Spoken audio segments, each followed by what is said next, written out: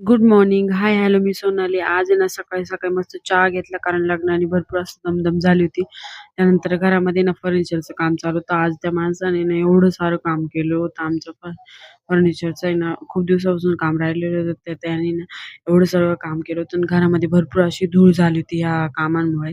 त्यामुळे ना इतका जास्त पसारा झाला होता. भरपूर साऱ्या गोष्टी आम्हाला ना काढून ठेवायला लागल्या. त्यासाठीच मी आहे ना कपाट काढून ठेवत होते आणि रचून ठेवत होते. म्हणजे रात्री लग्नावरून आम्ही 2-3 वाजता घरी आलो. त्याच्यानंतर मग ह्या सर्व गोष्टी सकाळी उठून केल्या. कारण सकाळी ना तो लवकर येणार होता कामं करण्यासाठी. त्याच्यानंतर दुसऱ्या दिवशी ना मला जायचं होतं कॉलेजला. मग मी ना कॉलेजला गेले. कारण म्हटलं घरी राहून पण आपला दिवस काय करणार आहे आपण दिवसभर. मग मी कॉलेजला गेले आणि जाताना बघितलं तर नाशिक महानगरपालिकेने खरंच मनावर घेतलंय. खड्डे झाले रस्त्यांना. त्यासाठीच इथे हे लोकं आहे ना खड्डे बुजवायचं काम करत होते. तुम्ही बघू शकता कसे बुजवताय. त्यानंतर कॉलेजमध्ये गेली तर तुम्ही बघू शकता किती जास्त अंधार पडल्यासारखं झालं. म्हणजे पाऊस आला असं वाटतंय डायरेक्ट 7 वाजले म्हणजे पाऊस आल्यामुळे.